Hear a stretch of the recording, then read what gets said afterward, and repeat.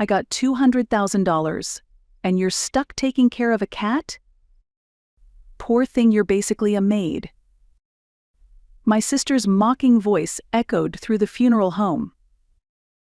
Our parents had both passed away years ago, leaving our grandmother as the matriarch of the family.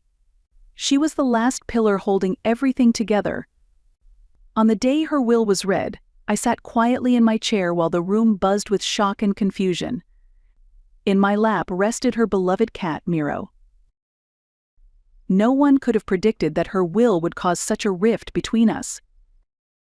"My name is Stacy. I'm 41 and I work in administration at the local hospital. People often describe me as modest and quiet. My sister Kim, 2 years older than me, was the complete opposite. She's outgoing, confident, and has always been sharp and quick on her feet. Over the years, she built a successful business career and even appeared in the media.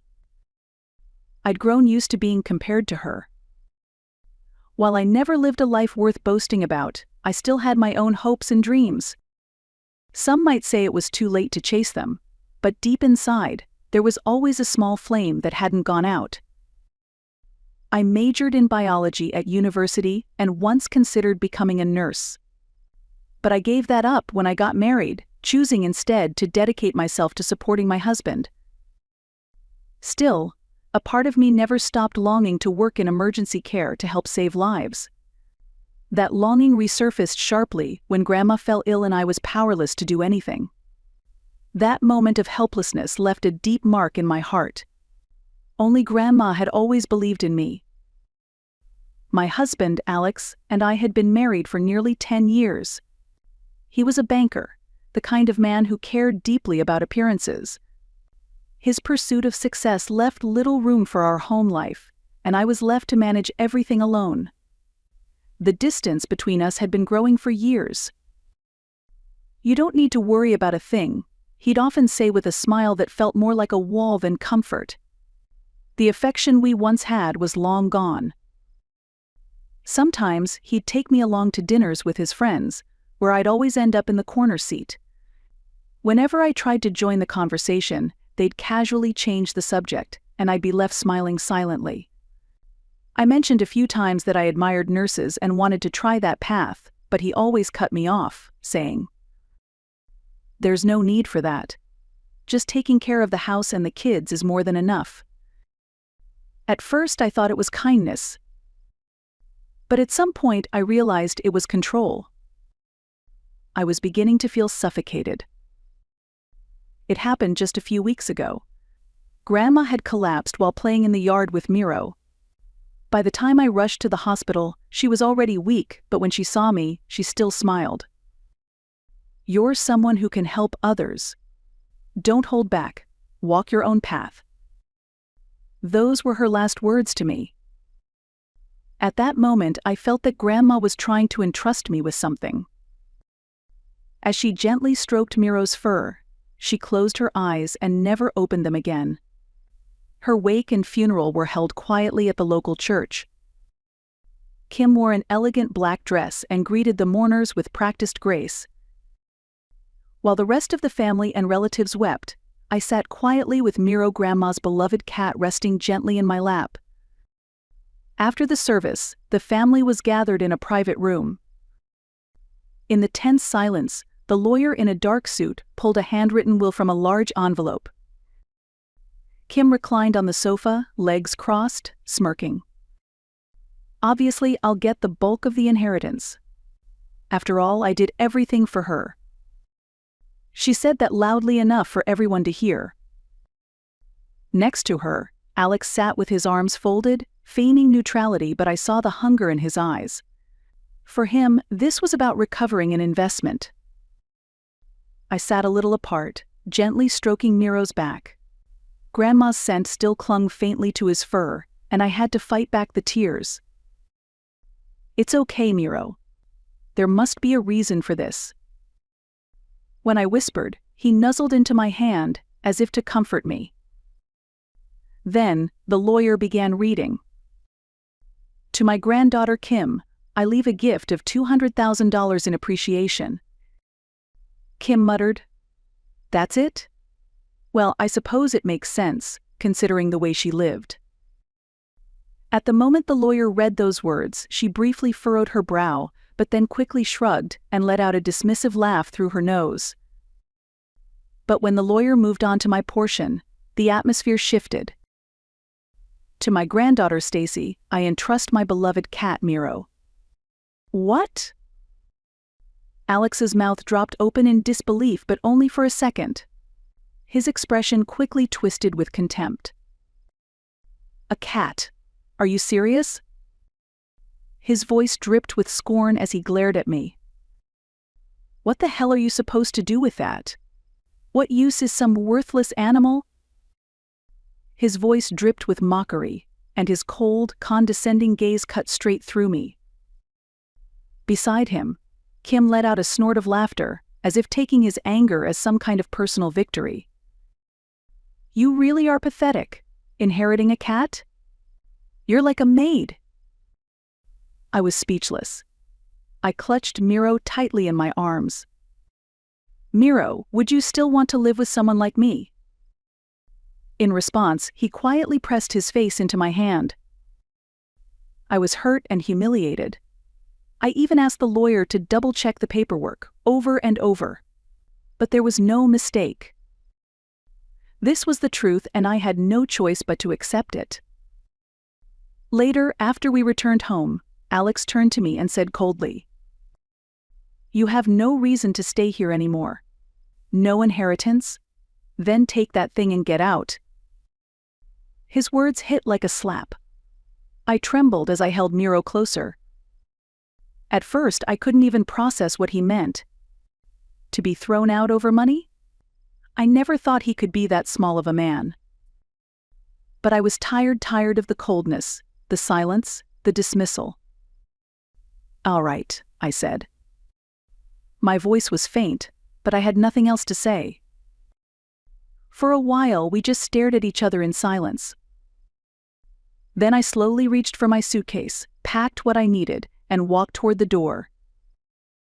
Without looking back, I stepped out of the house, feeling nothing but the cold stares on my back. The door slammed shut behind me with a dull thud. Looking back now, that sound marked the beginning of a new life for both me and Miro. With nothing but a small suitcase and Miro cradled in my arms, I made my way to the quiet countryside town where my grandmother had lived for decades. The view outside the train window was nothing like the noise of the city. It was calm, nostalgic, and peaceful. Miro, nestled in the carrier on my lap, glanced up at me from time to time. "It's going to be okay, Miro. I know it will be. We're going to have peaceful days from now on." Grandma's house stood in a quiet residential area about 10 minutes on foot from the station, a weathered wooden home surrounded by a garden in full bloom. When I opened the door, the familiar scent of her presence gently stirred my memories. This is it, our new beginning. Miro, let's do our best together. Miro let out a soft, approving meow, as if to say he understood. As I walked around the house, I found traces of her life in every corner, old photos, letters, and memories etched into the furniture and the walls. Then something caught my eye, an old shed in the corner of the garden. From the outside, the shed looked aged and worn, but it had a strange presence, like it was hiding something. I noticed Miro glancing in its direction again and again, clearly curious. "What is it, Miro?" As I approached, he patted over and scratched lightly at the wall. Inside, the shed felt even smaller than it appeared from the outside. Something felt off. I scanned the walls and floor carefully, and when I stepped around the back, something caught my eye, a faint outline of a door, half hidden in the weeds. A hidden door? I reached out, and to my surprise, the knob turned easily. It wasn't locked. When I slowly opened it, I was stunned to find a large, heavy-looking safe sitting quietly inside. It was clearly locked tight, with no visible way to open it. I began searching the house. Eventually, in the back of a drawer in Grandma's study, I found a single envelope. My name Stacy was written in her graceful handwriting. Inside was a letter, written in the same soft script I'd known all my life. The guardian of the safe shall be Stacy, caretaker of my beloved cat Miro. Miro's favorite collar is special. Please take care not to lose it. Use what's inside the safe for what you truly desire. I trust that you'll know what that is when the time comes. I stood frozen for a moment, rereading that passage, Miro's favorite collar, over and over again in my mind. Could it be? I gently lifted Miro into my arms and reached for the collar around his neck. Attached was a small charm that jingled lightly with a delicate sound.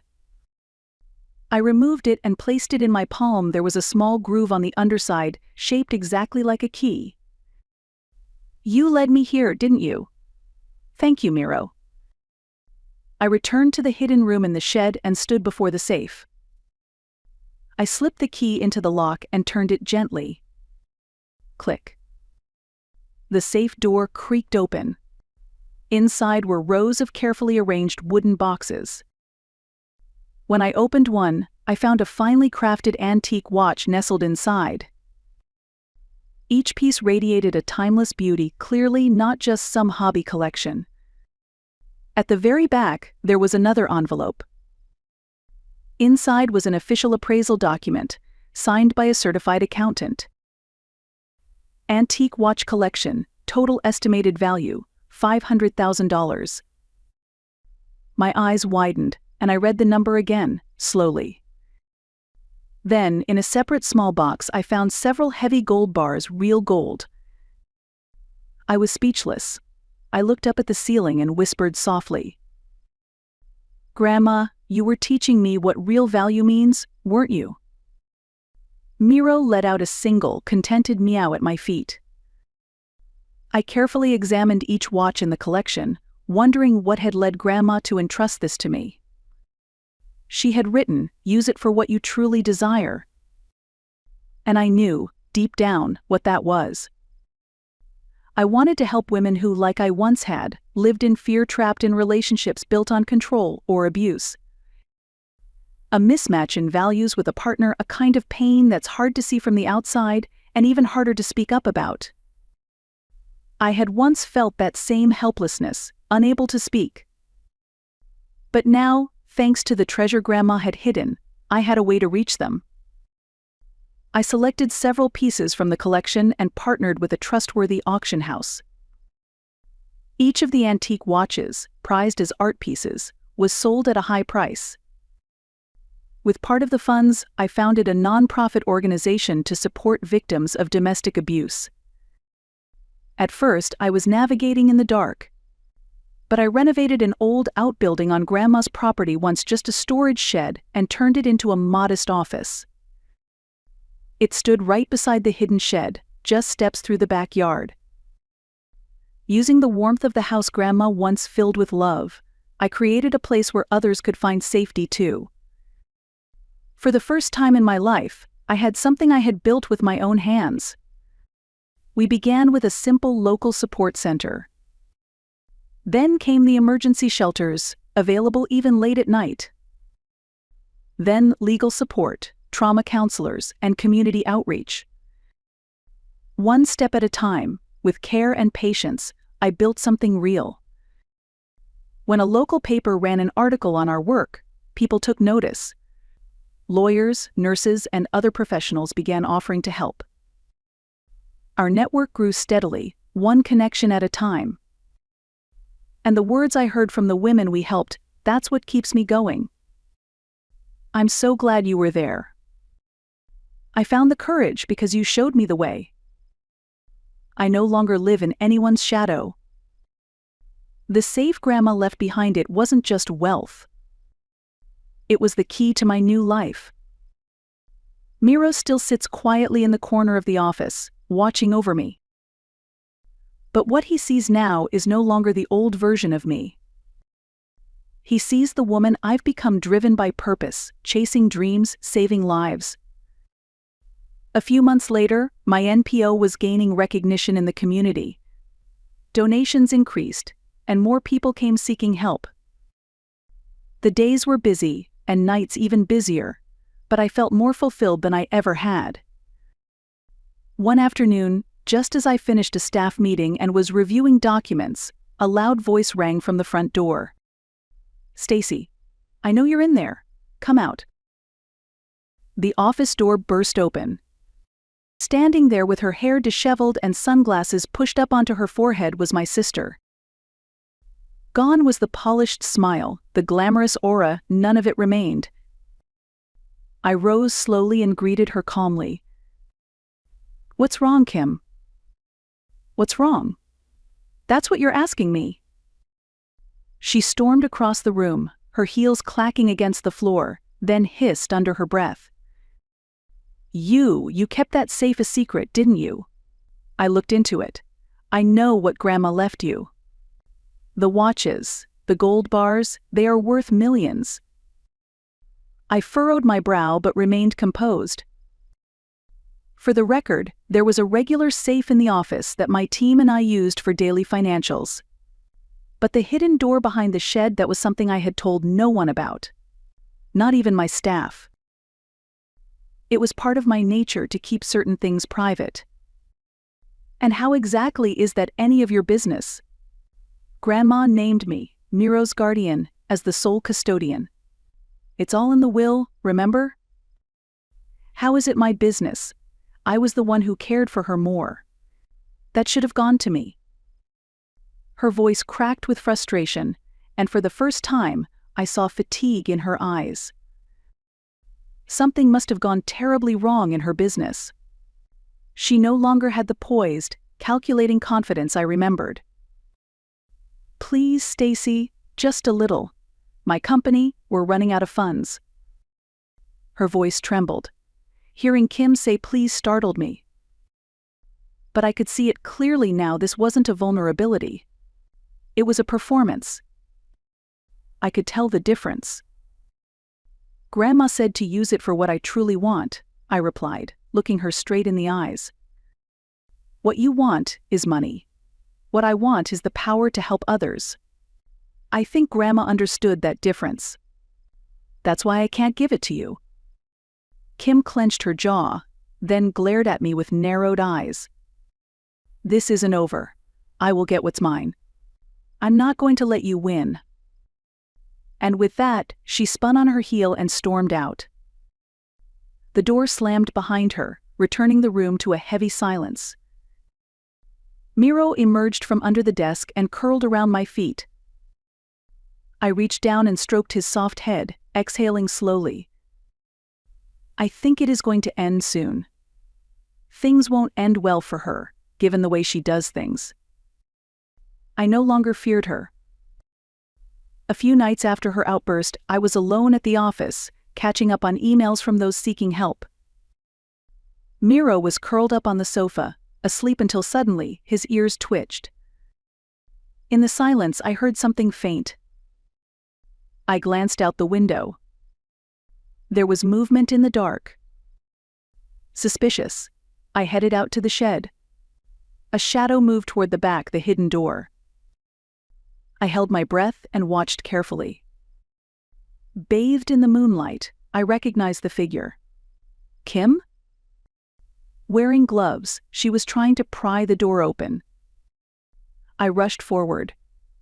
"Stop! What are you doing? You can't go in there." Startled, she turned, but instead of stopping, she dashed inside. I chased after her. At the back of the shed, in the hidden room, Kim was pulling at the safe. She tried to force the handle open, yanking it with all her strength. "Wait!" Before I could stop her, the weight shifted. Arg! With a loud crash, the safe tipped over, trapping her leg beneath it. Ouch, my leg. I immediately called an ambulance and covered her with a blanket while we waited. Her face was pale, twisted in pain. The woman who once had everything was sitting broken on the floor of a dusty shed. At the hospital, scans confirmed multiple fractures and deep lacerations. But that wasn't all. She had broken through a locked door and attempted to open the safe. The police launched an investigation. Kim was formally arrested on charges of trespassing and attempted theft. Soon after, her company began to unravel. News of her arrest destroyed investors' trust, and internal scandals surfaced. Stock prices plummeted. Key partners withdrew.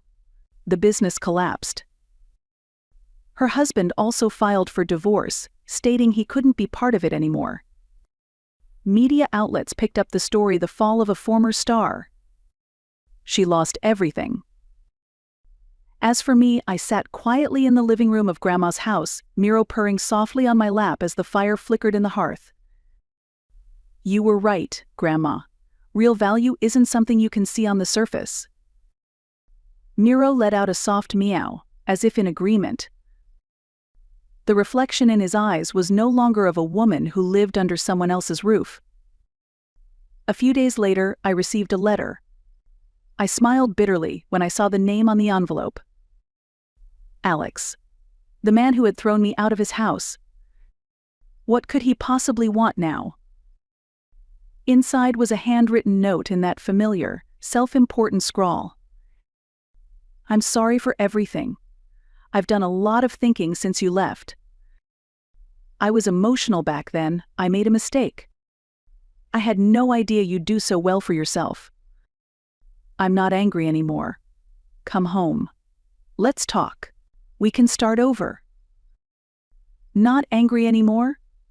That condescending tone, some things never change. It was infuriating. He must have panicked after realizing the woman he kicked out is now the head of an NPO, making a real impact in the community.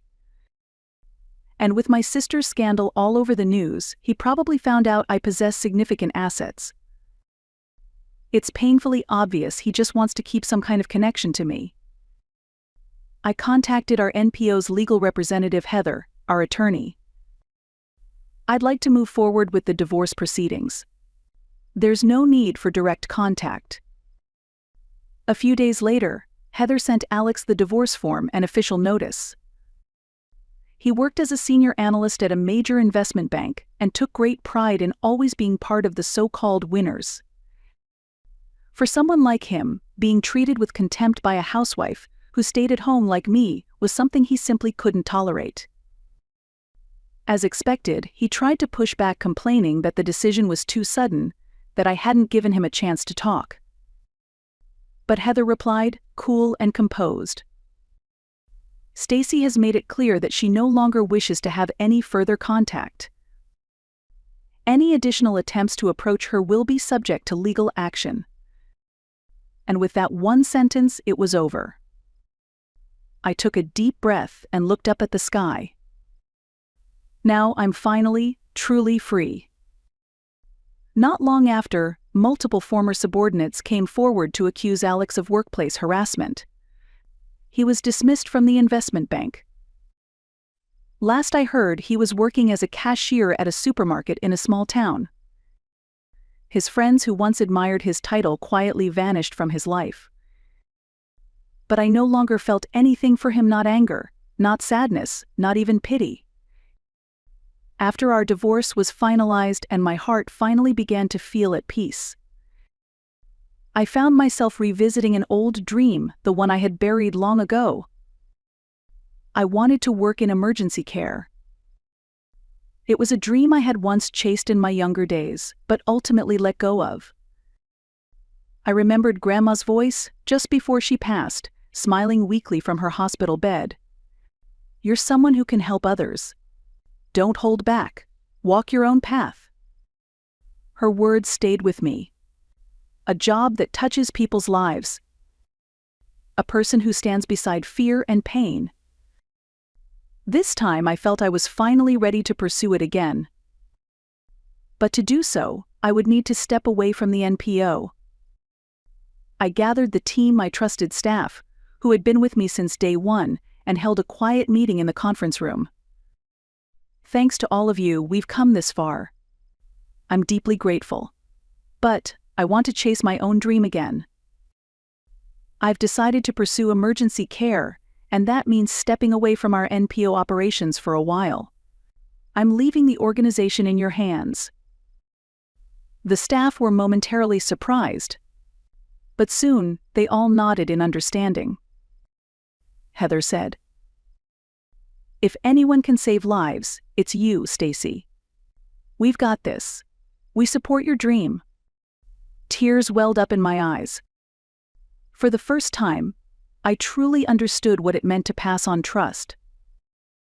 I enrolled in a medical training program in the city and began preparing for national certification. It wasn't easy, trying to make up for more than 10 years away from the field. But I wasn't the same woman anymore. I had strength, and I believed in myself. 1 year later, I earned my qualification as an emergency care worker. I began working at an emergency hospital in the city. The sound of ambulance sirens, the beeping of monitors, the rise and fall of vital signs. In the chaos, I had to stay calm always. But in this place face to face with life itself, I felt alive. At night, I'd return to my small room in the hospital dorms, where Miro would be waiting. He has become older, no longer as energetic, but he still stayed by my side. "I'm home, Miro. Made it through another day." He blinked slowly in response, as if he understood everything. Then one day, months later, after finishing a night shift, I stepped out of the staff nap room, groggy but alert.